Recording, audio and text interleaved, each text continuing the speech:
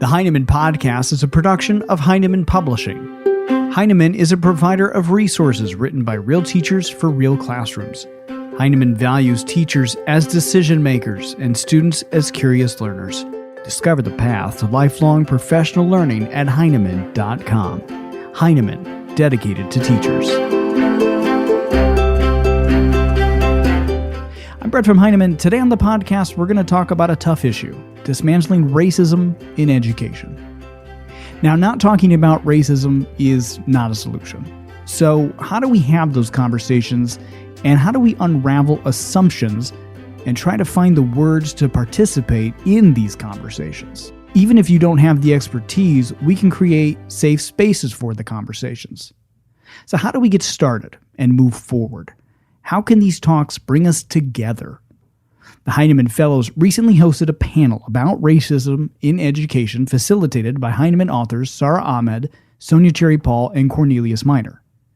After the panel, we sat down alongside Heinemann General Manager Vicki Boyd to talk about what racism looks like and how do we break up the assumptions we make about racism.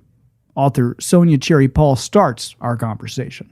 One way that we can define racism is going beyond this notion of racism being simply conscious hate, that it is individual acts of hatred or bullying, but to think about racism systemically and the ways in which it really is the fog over all of our lives, and making a list of those things. So for me as an educator, racism looks like certain people's stories being included in curriculum and in texts that we read while others are being omitted.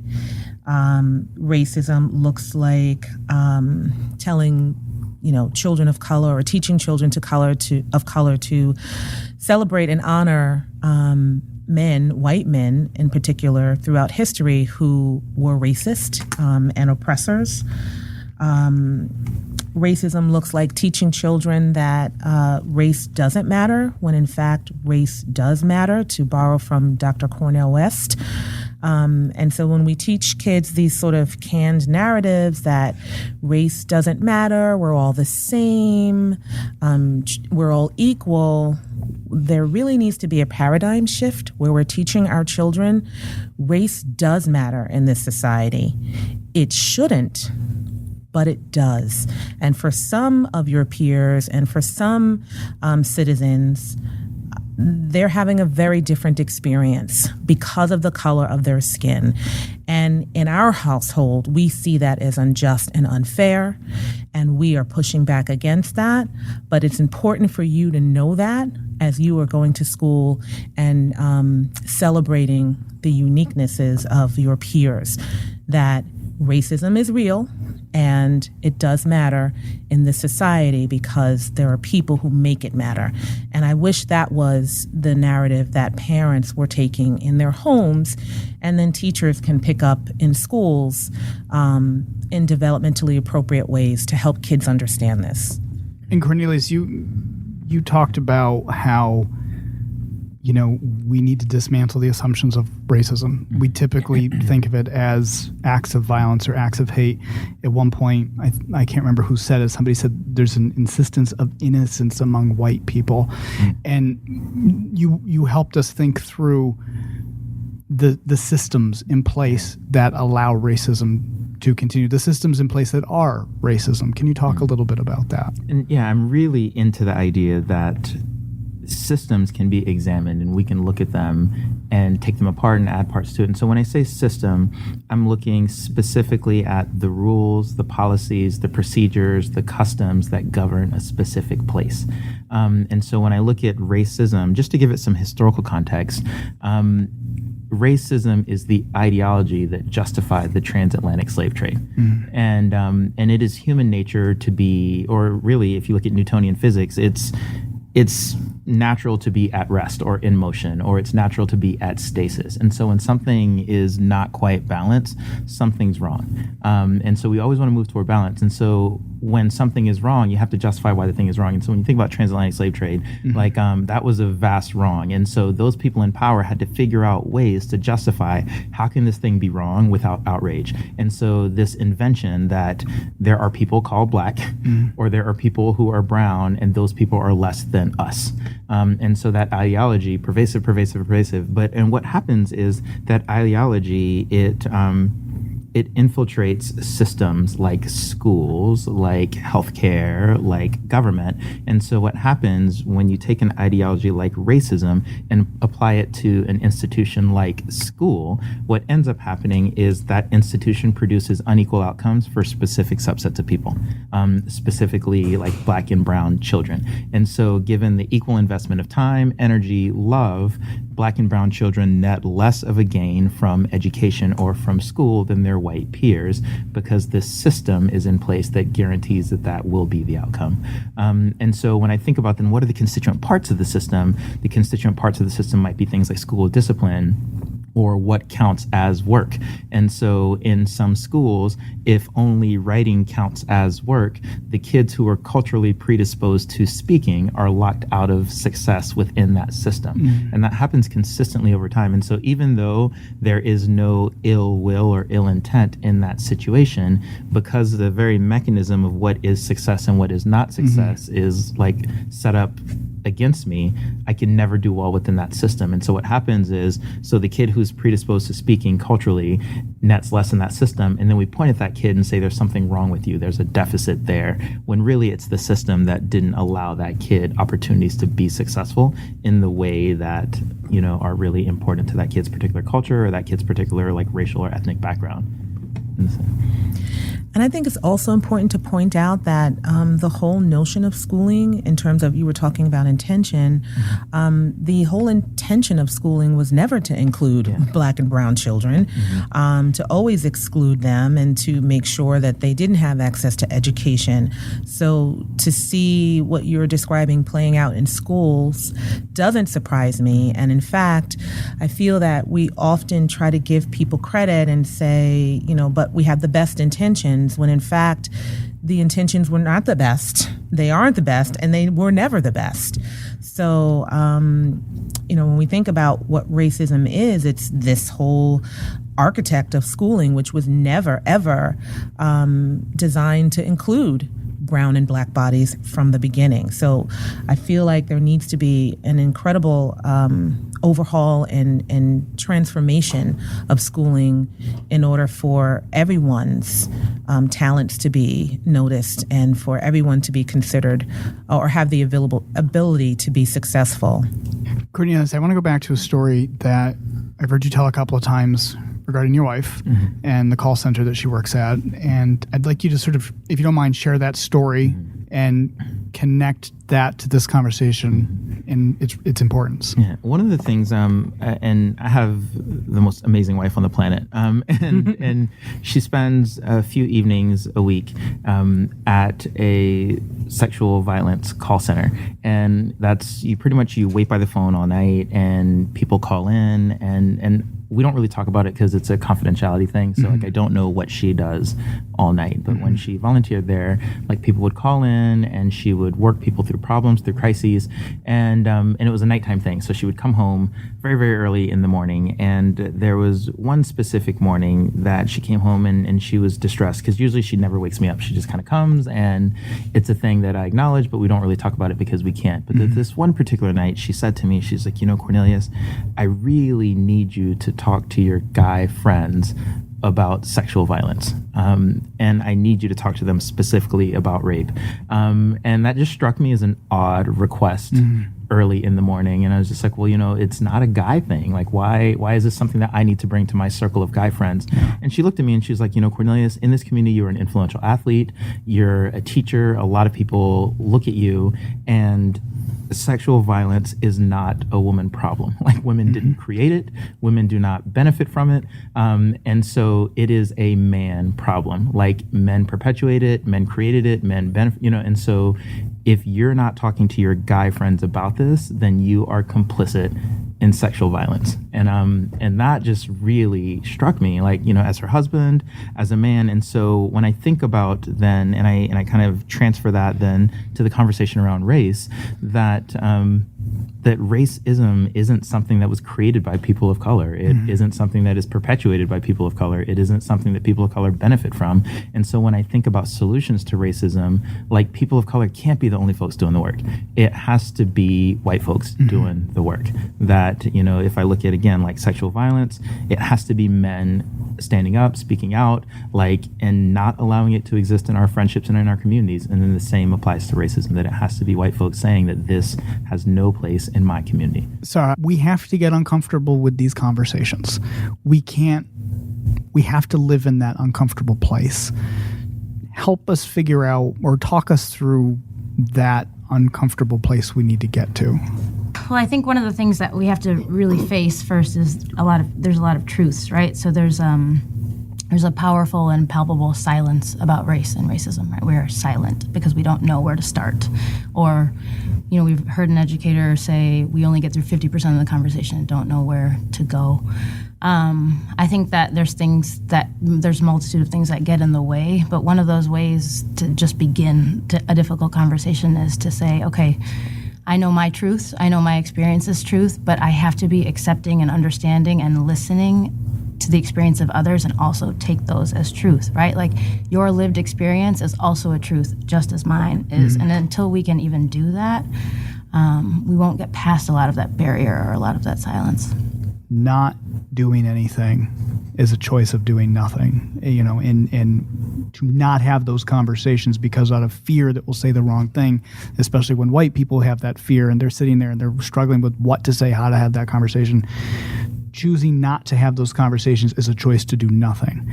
So how can we, and I want to preface this with a quote that I've heard both you and Sonja say, just because I'm this person, that doesn't make me the diversity expert.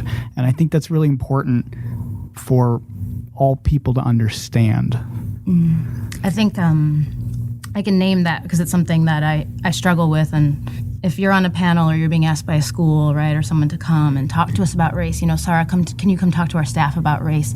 I often question why that is, right? And I don't always understand it because I'm brown, it does not make me a diversity expert. It doesn't make me an expert on race. I have lived experiences, but really what I hope I can bring is the fact that I'm becoming increasingly more comfortable with the discomfort of having these conversations. So I will come to your school as that to help support everyone having those conversations, but not the expert because I'm brown. And I think it's another way to sort of shift the responsibility of dismantling racism on the people who are affected by racism. So 2 years ago, there was an incident in my school, and I reported it to my superintendent, who happens to be white. And his response to me in written format was, "I'm sure that was awful for you. Why don't you go and tell the high school students how that made you feel?" And my response was, nope. The onus is not on me because I happen to be the black person and in this district, and this incident related to name calling and using the N-word. And I felt like this is something we need to tackle as a community, not that one individual who happens to be African American should go speak out against it. And that was one of the reasons why I started a committee called the Race Matters Committee in my district, where I just got a couple of colleagues who, could come together and talk about that incident and also other issues that had been happening in our district. And I just saw really clearly that I needed to surround myself with allies, because I really felt like I was going to have to quit my job and leave my district because it felt so isolating. This is your problem, Sonja. You go handle it. So I think the onus is on all of us to do this work.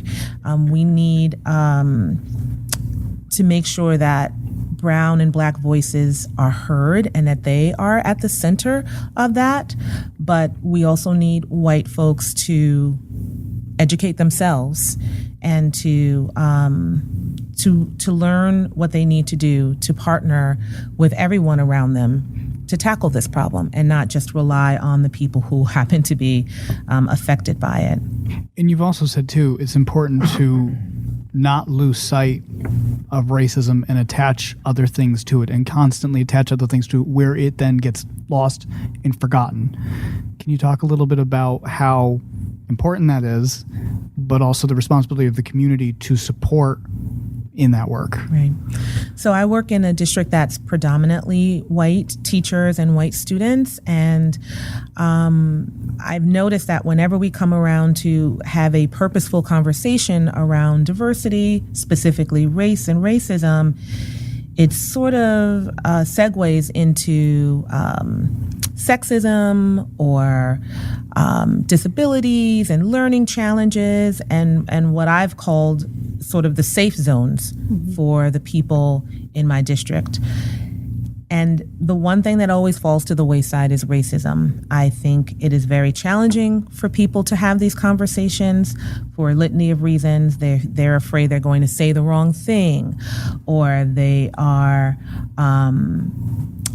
just woefully unprepared to have these conversations. And so they don't. And they feel the best thing to do is to say nothing, that to, in fact, engage in these conversations is somehow polarizing and divisive. So it's best that we don't talk about this at all. And so, again, it was important for me to say, no, there's going to be a committee and we're just going to specifically focus on race and racism. I want to talk about some things that we can do as educators, but before I go there, I feel it's important that we need to go back and examine white privilege. It's a tough phrase to say. It's a tough idea to get out there and have conversations around. And one thing, Sonja, you've taught me is we sometimes will attach privilege to economics, and that is an element of white privilege as well. How can we have these conversations about white privilege in a way where they're open, they're honest, we are uncomfortable, but we're moving forward in our knowledge and we're not sitting in ignorance around it? So I think one of the best ways to talk about white privilege is to say, aside from economics, now that's a very real privilege. We can't pretend that it doesn't exist. We can just certainly look at our neighborhoods and we can look at the schools and we can compare them to other schools. So, but if we just push that to the side, what are all of the other ways in which privilege lives?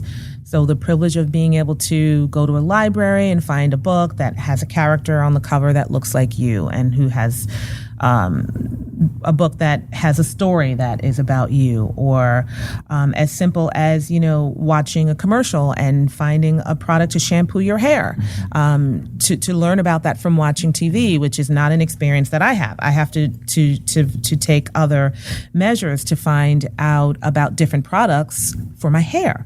As a Black woman, I don't have the privilege of just watching network TV and seeing a commercial that is talking about, people like me who have hair like me.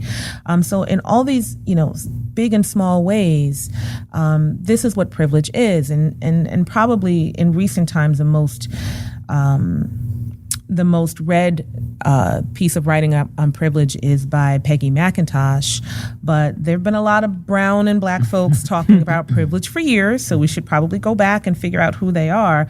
But, that's an entry point for some people, where she talks about unpacking her invisible knapsack, like, being able to find a Band-Aid that looks like your flesh color. And I've been seeing a lot of discussions about ballet dancers now that we have Misty Copeland in the spotlight, and there are brown and Black people who are trying to create companies where the point shoes even are coming in different skin tones, because historically there's just one and it doesn't look like mine. So I think we could have these, really obvious conversations about privilege that would then help people, help raise their consciousness. Like, oh, it's not just about economics. Again, Economics is a big part of it, but it's all of these other ways that I think people don't think about. And I want to add something that I heard today in our conversations. It costs white people nothing to speak up. And I felt that was an incredibly powerful statement. I don't remember who said it and at what point it came up, but that really struck me as important. And it's exciting too, because a lot of times we assume that these conversations have to be hard. And one of the things that I always want to recognize is that one of the things that solidifies friendships is shared struggle. You know, like I'm sitting next to Vicky here, and like I like legit love her, and I think that a lot of that is rooted in that, like, in the times that we spent together, we've talked about like really meaningful things, and so like, to look at these conversations as hard conversations is one thing, but to look at these conversations that are going to solidify friendships, to look at these conversations that are going to like strengthen professional bonds, to look at these conversations and say, these are conversations that are going to sharpen my ability to teach kids, I think that's the win. That no, it's not going to be a difficult conversation for the sake of difficult conversation. This is going to be a difficult conversation that makes me feel really excited about being around my boss, or this is going to be a difficult conversation, you know. And when we think about difficulty, like I'm a skateboarder, and you do a difficult thing because it's going to pay off. You don't just do a difficult thing for the sake of doing a difficult thing. So I look at a set of stairs and I'm like, I'm going to jump down those stairs because somebody's going to think I'm cool. Like, and I think that's important, you know, that this doesn't always have to be heavy, dark storm clouds. This can be something, I'm going to engage in this thing with my colleague because I love her, or I'm going to engage in this thing with my colleague because I think that like we can be better colleagues to each other if we do this hard thing together. And so always just putting humanity at the center of all of this, that yes, I'm going to do this hard thing, but this hard thing is going to have like real like social payoff in terms of like how effectively I'm able to reach all students, and then like kind of collegial payoff in how well I'm able to like work with my team. And I think because it's hard, we tend to shy away from it, but just like with skateboarding and doing that really cool jump, it gets easier the more practice you have. So we can get better at having these conversations about race and racism. They can be more fluid, but the way for that to happen is not to not have them, like to have them more. And, you know, in my work, I've been reading a lot of research, and there was a study that said that 75% of white families never or almost never talk to their children about race. And, you know, when we just think about the intent behind that, whatever it is, but if we, you know, just ask ourselves, is there any evidence that this assumption works, that our kids are going to be more tolerant and more accepting if we don't talk about race? Where is the evidence for that? It's certainly not, you know, true in 2017. It's not true in 2014. If we all just don't talk about it, we're going to have these children that grow up to be really amazing. And that's not what they do. They grow up and they take these silences and they try to attach some sort of meaning to it because they've been forced to sort of work it out themselves. And wouldn't you guys say that really means too that we don't have to have the answers when we approach the conversation, right? Like you can approach the conversation with humility. Like I think as a society, we're always looking to have the answer at the end of a conversation. But if we leave that conversation asking more questions, then like democracy can evolve, right? Like we can progress in our democracy if we are asking more questions than having to be confident that we have the answers to everything. I think this is Vicky, the white person at the table who's feeling like I need to be a little braver and speak up. This is what it sounds, a white person sounds like, who's trying to learn to find words and participating in these conversations. But, you know, just connecting to, Sarah, your observation that many of us are reluctant to speak up because we feel like we don't have the expertise. I think this is a particular hurdle for teachers who really feel like, you know, they have to have the background knowledge and the authority. And when we know, as a publisher of progressive resources for teachers, that so much of the work is about creating a safe space for the conversation to happen. And it's really important for the teacher to show up as a student too, and it's okay. This is an opportunity for you to learn alongside your students. I'm sitting here at this table, and I've learned so much. And you know, look for ways, like I'm doing in this conversation, to insert to practice and acknowledge where you are and make a commitment to moving from there forward. One of the reasons I'm at this table is because as a publisher of professional resources for teachers, we recognize that we have a special obligation in this conversation. We're looking at the kinds of books that we're putting out, who are the children that are represented in the photographs in those books, how are we talking about children, how are we representing all populations of children, who are the teachers that get to be in these conversations, and we're also looking at the makeup of our team here at Heinemann, and we're wanting it to be more reflective of the broader array of humanity. We want to bring all of those perspectives in-house to inform everything that we do. So it's a learning conversation for us, and we feel our responsibility.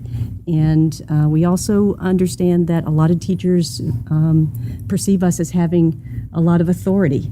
And so we better study up and find some words. Before we wrap this up, I want to give any of our listeners some next steps, some strategies, some things they can do tomorrow or do today, depending on when they're listening. Sarah, certainly something you said at one point, read a book from an author that doesn't look like you. What more? What else? What other small steps can we do, and how can those lead towards bigger steps?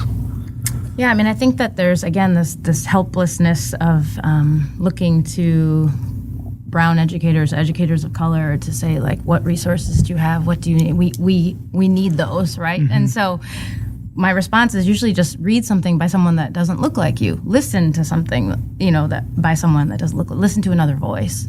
That's just one takeaway these guys have. And there's a moment a few years ago, I don't know if you remember this, Sarah, like I was really nervous. I had to teach this institute, and Sarah came on the first day of the institute, and she just sat in my class so that I wouldn't be scared. And she sat there, and she left early. And when she left like a Batman action figure on my desk. And it was really perplexing because I didn't see her do it. And so I'm in the middle of teaching this thing that I'm really scared to teach, and I go to the desk, and there's like a Batman figure, and I just kind of picked it up and I looked at it, and then I turned to the class and I'm like, who did this? And that was like the first moment where I allowed myself to be vulnerable. Like I was carrying all this stress with me that whole morning, but then just asking a simple question and not knowing the answer and not expecting to ever arrive at one. And so if I were to give teachers any kind of next steps, it's like be public about asking questions and don't expect to arrive at an answer. That it is totally okay to be vulnerable. It is totally okay to have a question, and it's totally okay to not find the answer today. And what was really interesting in the group when I held the Batman figure, like we legitimately didn't know who did it, but everybody had these theories, and it kind of brought us all together, and so the idea that you're not going to solve racism in a 45-minute class period, but people are going to have theories, people are going to have ideas, and they're going to be together. And I think that that's really, really important. Yeah, and I would say that, racism, it's perpetuated by all who do not actively work to dismantle this system. And one of the things that happens a lot is, there are these emotions, whether it's shame or frustration or anger. And there is this sort of idea that, we shouldn't have those feelings. Let's instead be calm and patient and peaceful. And maybe it's the revolutionary in me, but I would like us to lean into those feelings of anger and frustration and shame and, just confusion, and to allow that to galvanize us to action toward dismantling this system. Let's not be afraid of it. Let's channel it and then act in ways that really help our kids and help ourselves and will help the world. My thanks to Sonja Cherry-Paul, Sarah Ahmed, Cornelius Minor, and Vicky Boyd for their time today. I would encourage you to follow all of them on Twitter. And while you're on Twitter, or if you're on Facebook, Sarah mentioned one simple thing you can do right now. Review the people you follow on social media and follow someone who doesn't look like you. Pick up a book and read from someone who doesn't look like you. This is a place to start. I'd also like to thank the Heinemann Fellows and author Ellen Keene for creating the space for this conversation. Be sure to subscribe for more podcasts and follow us on Facebook, Twitter, and Instagram. Plus, you can get a daily teacher tip right on your phone directly from Heinemann authors by downloading the Heinemann Teacher Tip app. All this and more on Heinemann.com. Thank you for listening.